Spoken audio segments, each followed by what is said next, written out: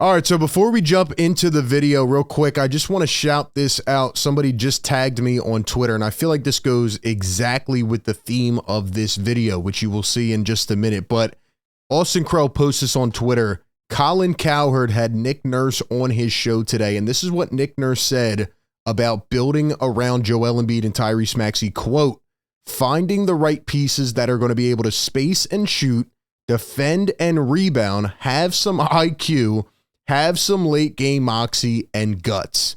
What do you think that means? Third star, right role players? I feel like it's more leaning towards the quality role players side, but you give me your thoughts on that down below. Sixer Nation had to shout it out.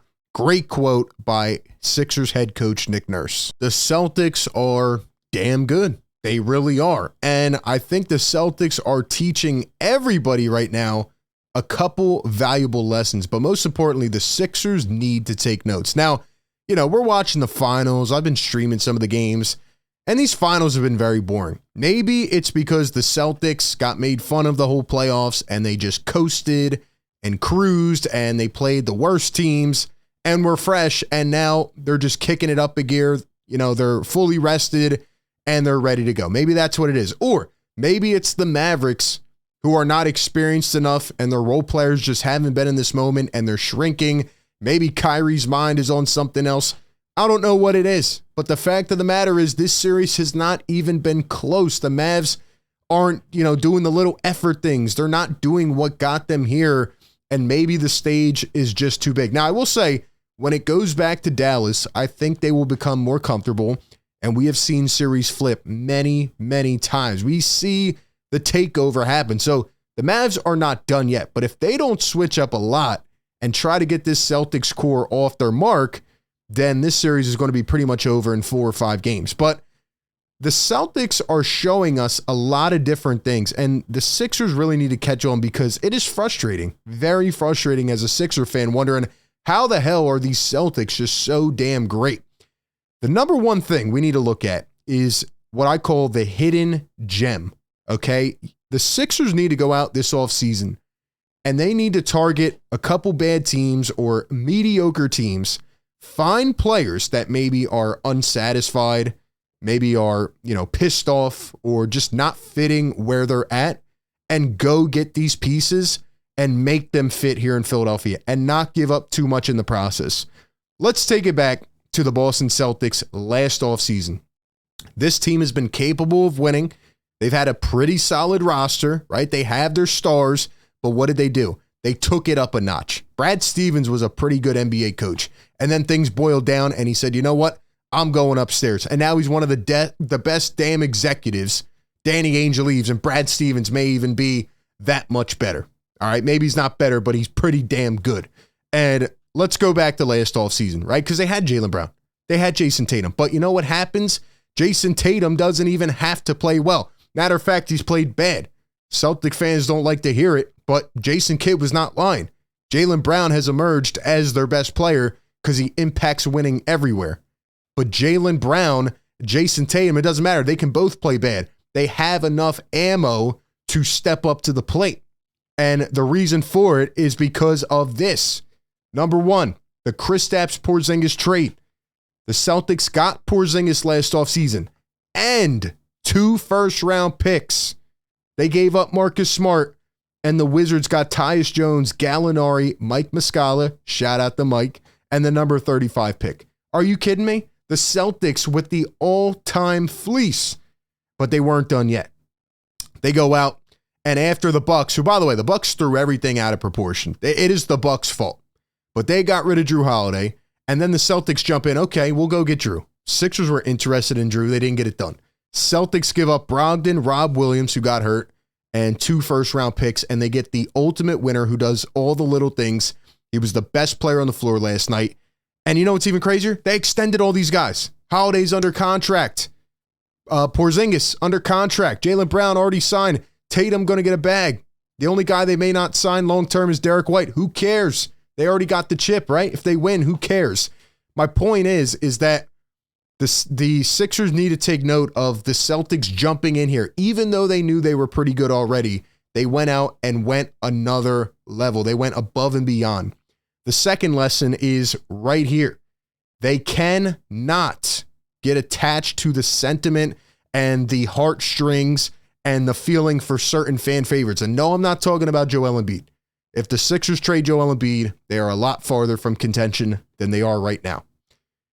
But the Celtics got rid of their guy, the tough guy, the dog, right? The heart of the team, Marcus Smart. And I do feel bad for him, honestly. If the Celtics win a chip, he's not going to get a ring. But who cares? The Celtics got rid of him, and they upgraded. They got a better fit for their team in Kristaps Porzingis, who's an absolute monster, and he comes back like he never left, and he's giving you 20 off the bench. Celtics may just be that damn good. They're too good. And the last lesson that the Celtics have portrayed here in these finals so far is that you have to draft well. As a matter of fact, I could even say that, for the Mavs as well, and some of these other things for the Mavs, even though I saw Derrick Jones Jr. airball a wide open three last night, and Washington's not hitting, and Daniel Gafford seems to have lost his aggressiveness. They went out and they found some hidden gems.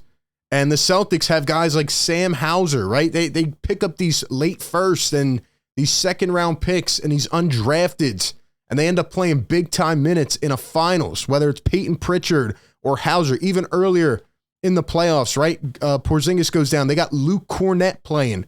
How come they can find these guys, but nobody else can? Go back a couple years. They pick up Derek White. Derek White was not this good. They bring guys in. They develop and maximize their roles around their cast. It was always around JT and JB, but they bring the best fitting pieces. Drew Holiday does everything to win.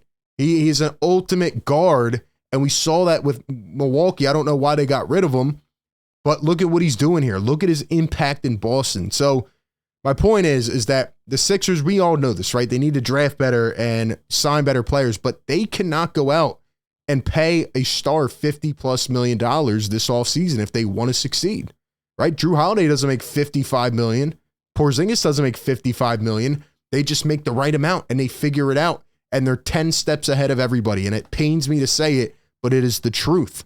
And the Sixers are in a similar situation, having the two cornerstones in Embiid and Maxey. And now they need to find the Drew Holidays or the Porzingises of the world. They need to go out and just pick up some hidden gems this offseason. Even if it's a trade, obviously they don't have much to trade, but say a signing or whatever, they trade for a guy and give up a draft pick where people are like, oh no, this is the worst trade ever. This makes no sense. You're giving up this. Why? If it proves to be better in the long term and they know what they're doing, people are going to turn their heads pretty quickly and say, whoops, my bad. Just like with the Celtics, right? Everybody thought Marcus Smart was the guy. He was the heart of the team, and they were going to be so bad, and lose a lot of steam without him, especially on the defensive side. The energy level doesn't matter. It doesn't matter. They're still damn good. So all that being said, the Sixers need to figure it out this offseason. I hope they are watching these finals closely. I hope they're looking at how these teams are built, even with the Mavs, right? They go out, pick up Washington from a bad team. They pick up Gafford from a bad team. They pick up Derrick Jones Jr. last offseason. Nobody wanted him.